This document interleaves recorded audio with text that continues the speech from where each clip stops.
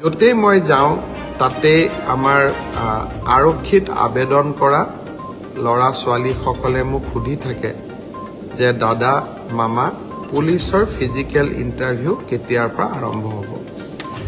আমি অসম পুলিচত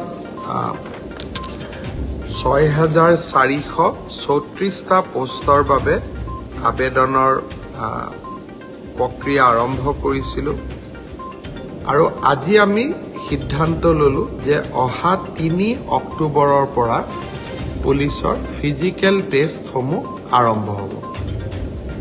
গতিকে মই সকলোকে অনুৰোধ কৰিম যে বানপানীৰ যেতিয়াই পানী শুকাব আমাৰ খেলপথাৰসমূহ মুকলি হ'ব, আমি দৌৰা প্ৰেক্টিছ আৰম্ভ কৰিব লাগে, কাৰণ 3 অক্টোবৰৰ পৰা অসম আৰক্ষীৰ ফিজিকেল টেষ্ট আৰম্ভ হ'ব।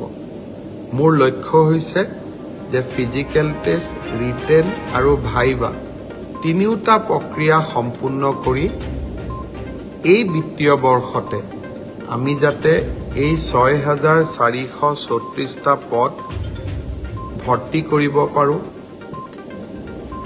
এটা সুন্দৰ নিযুক্তি প্ৰক্ৰিয়াৰ মাজেৰে ল'ৰা ছোৱালীক নিযুক্তি দিব পাৰোঁ আৰু তাৰ লগে লগে 2025 চনৰ বাবে আকৌ এবাৰ নিযুক্তি প্ৰক্ৰিয়া আমি যাতে আৰম্ভ কৰিব পাৰোঁ। বিভিন্ন স্থানত গ'লে ছাত্ৰ ছাত্ৰীসকলে ADREৰ পৰীক্ষাসমূহ কেতিয়াও অনুষ্ঠিত হ'ব সেই বিষয়েও মোক প্ৰশ্ন কৰে। আজি আমি সেই বিষয়েও এখন বৈঠক কৰিছিলোঁ।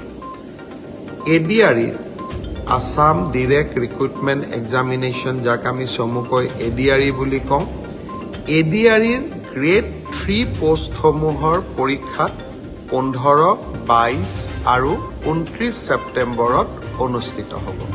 মই আকৌ এবাৰ কৈছোঁ যে গ্ৰেড 3 পোষ্টসমূহৰ বাবে ইণ্টাৰভিউ 15, 22 আৰু 29 ছেপ্টেম্বৰত অনুষ্ঠিত হ'ব।